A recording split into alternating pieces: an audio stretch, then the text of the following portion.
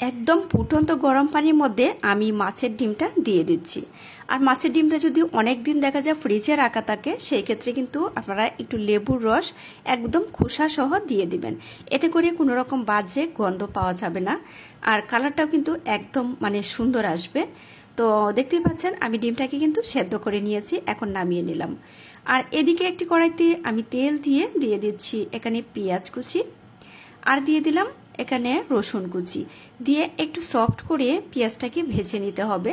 আর এই রেসিপিটা কিন্তু আমি প্রথমবার এভাবে ট্রাই করেছি, আর এটা অনেক বেশি মজার হয়েছিল খেতে। তো এখন দিয়ে দিচ্ছি লবণ এবং কাঁচামরিচ, আপনারা কিন্তু অবশ্যই বাসায় ট্রাই করবেন। তো এই পর্যায়ে দিচ্ছি আদা রসুন বাটা দিয়ে আবারও মশলাটাকে একটু সময় নিয়ে কষিয়ে নিতে হবে, যেন কাঁচা গন্ধটা একদম চলে যায়। অনেকেই কিন্তু দেখা যায় কি যে মাছের ডিমটা কি করবে না করবে সেটা ভেবে পায় না। তবে আজকের রেসিপিটা যারা দেখে নিচ্ছেন অবশ্যই বাসায় এভাবে ট্রাই করে খেয়ে দেখবেন যে আসলে কতটা ভালো লাগে। একদম লোভনীয় একটা ঘ্রাণ পাওয়া যায়। তো এখানে আমি মরিচের গুঁড়া, হলুদের গুঁড়া, ধনিয়া গুঁড়া আর ভাজা জিরের গুঁড়া দিয়েছি। দিয়ে আমি এটাকে কষিয়ে নিচ্ছি ভালো করে। সামান্য পানি দিয়ে মশলাটাকে কিন্তু কষিয়ে নেওয়া হয়ে গেছে। আমি এর মধ্যে পানি দিয়েছি, আর পানিটা যেহেতু পরবর্তীতে আর আমি দেব না, তাই এখনই একটু বেশি করে দিয়েছি। আর মাছের ডিমটাকে কিন্তু একদম ঝুরঝুরা করে ভেঙে দিতে হবে, কারণ মাছের ডিমের ভিতরে কিন্তু তেল মশলাটা খুব একটা যায় না, সেই জন্য ভালো করে ভেঙে দিবেন। যে ডিমটা যেহেতু অনেকদিন ধরে ফ্রিজে ছিল, সেই কারণেই কিন্তু আমি এই পদ্ধতিটা অবলম্বন করলাম।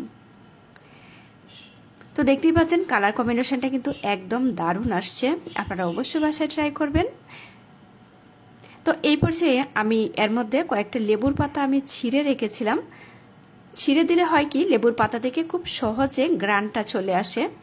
তো এখন লেবুর পাতাটা দিয়ে একটু ভালো করে মিশিয়ে দেব। মিশিয়ে দিয়ে ঢাকনা দিয়ে আমি 1-2 মিনিটের জন্য ঢেকে রাখবো, যেন লেবুর পাতার ঘ্রাণটা একদম ডিমের মধ্যে চলে যায়।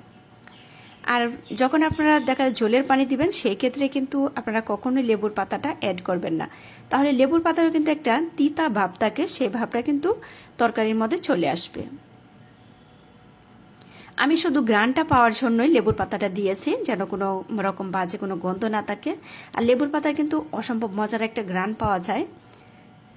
আপনারা যারা কখনো ওইভাবে খাননি অবশ্যই একবারের জন্য ট্রাই করবেন। তো আমার রান্নাটা কিন্তু ফাইনালি শেষ, কারণ এইটুকু ভিজা ভিজা রাখতে হবে, কারণ মাছের ডিমটা যখন ঠান্ডা হয় তখন কিন্তু এটা অনেকটা পানি শুষে নেয়, আর একদম শুকনো শুকনো খেতে কিন্তু ভালো লাগে না মাছের ডিমটা।